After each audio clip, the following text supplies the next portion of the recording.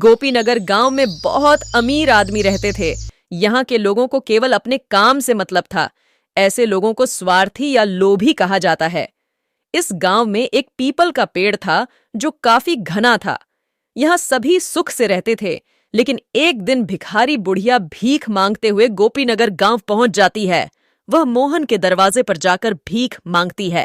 बेटा, कुछ खाना दे दो, मुझे भूख लगी है। भगवान तुम्हें और पैसे देगा। चल, अब मैं काम पर जाता हूँ। बाहर से आवाज सुनकर कमला अंदर से बाहर निकल आई।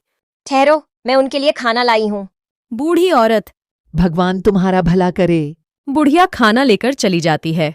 मोहन कमला से, खाना देने की क्या जरूरत थी? लोग हमसे ज्यादा अमीर हो रहे हैं और तुम पैसे बर्बाद कर रही हो। फालतू बात मत करो। खाना खराब हो गया था तो दे दिया। खाना लेकर बुढ़िया पीपल के पेड़ के नीचे चली जाती है। जब वह खाना बुढ़िया खाती है तो उसमें से दुर्गंध आती है। ध्यान से देखा तो उसमें कीड़े थे। बेचारी बुढ़िया खाना फेंककर दूसरे घर में भीख मांगने चली गई और उसने शिला नाम की महिला से बात की। बूढ़ी औरत, भगवान की कृपा होगी, तुम मुझे कुछ खाना दे दो, और हाँ, गंदा खाना मत देना। मैं पहले से ही बीमार हूँ और बीमार हो जाऊंगी। हाँ, तुम भीख कहीं और से मांग लो, मेरे पास देने के लिए कुछ भी नहीं है। बेचारी बुढ़िया वहां से दूसरे घर में खाना मांगने गई। एक आदमी ने उसे कुछ खाने को दे दिया। बुढ़िया, बेटा, थोड़ा और खाना दे दो, इससे मेरा पेट भी नहीं भरेगा। देखो, इससे ज्यादा हम नहीं दे सकते। बेचारी बुढ़िया को गांव के लोगों से इतनी कम भीख मिलती थी कि उससे उसका पेट भी नहीं भरता था। कुछ ही दिनों में वह और कमजोर हो गई। अत्यधिक गर्मी के कारण एक दिन बुढ़िया को बहुत प्यास लगती है। आसपास पानी न होने के कारण वह लोगों के घर जाती है और पानी मांगने लगती है, लेकिन वहां के लोग इतने नीच हैं कि वे गरीब बुढ़िया को पानी तक नहीं पिला सकते। बुढ़िया, पानी पिला दो, कोई पानी पिला दो। उसे कोई पानी नहीं पिलाता। वहां के लोग उसे देखकर भगा देते थे। लोगों के घर जाकर वह बहुत थक गई थी, लेकिन उसे पीने के लिए पानी की एक बूंद भी नहीं मिली। चलते चलते वह उस पीपल के पेड़ के नीचे जाकर बैठ जाती है।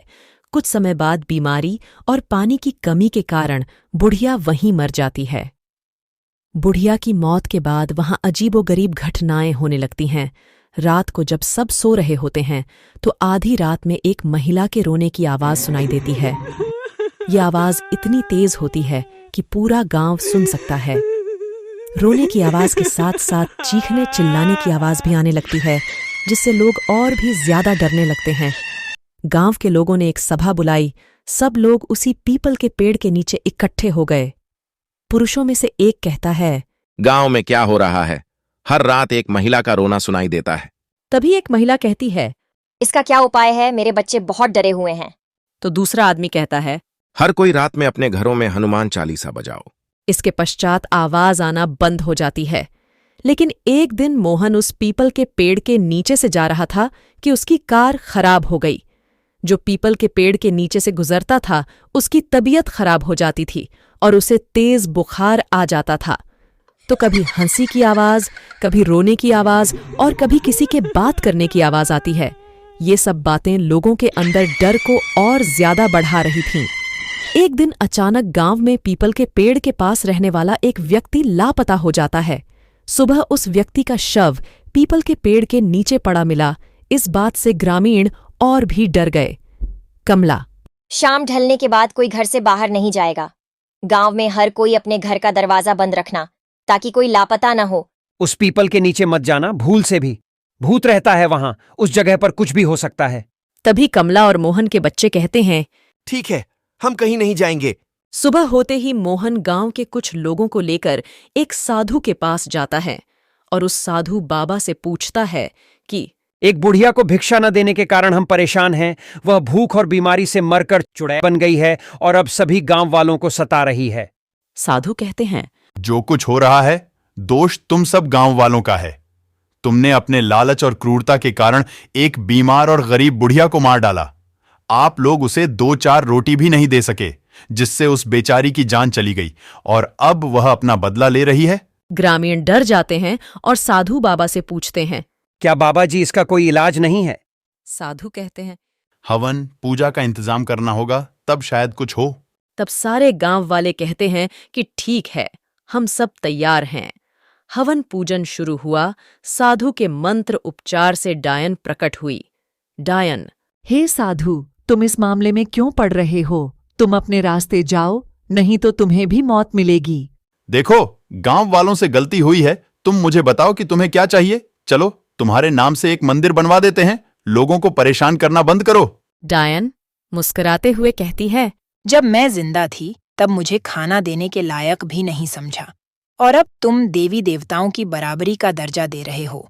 मैं इसके लायक नहीं हूँ। मैं डायन हूँ। कोई तो उपाय होगा कि तुम गांव वालों को छोड़ दो। डायन कहती है, एक उपाय है। इन सब पापियों को गांव छोड़ना पड़ेगा, नहीं तो सब मारे जाएंगे और तुम भी चले जाओ, क्योंकि अपराधियों के साथ निर्दोष लोग भी मारे जाते हैं। मैंने इस गांव को श्राप दिया है कि इस गांव में जो भी रहेगा वह मेरी तरह मरेगा। यह कहकर डायन गायब हो जाती है और साधु गांव वालों से कहते हैं, इसका कोई इलाज नहीं है। वह तब तक शांत नहीं रहेगी जब तक वह अपना बदला नहीं ले लेती। धीरे धीरे लोग बीमार होने लगे और बीमारी बढ़ती ही जा रही थी, जिससे गोपीनगर के लोग उस गांव को छोड़कर दूसरी जगह जाने को मजबूर हो गए। लोगों की एक गलती के कारण उन्हें अपना घर, अपनी जमीन और अपनी सारी संपत्ति छोड़नी पड़ी।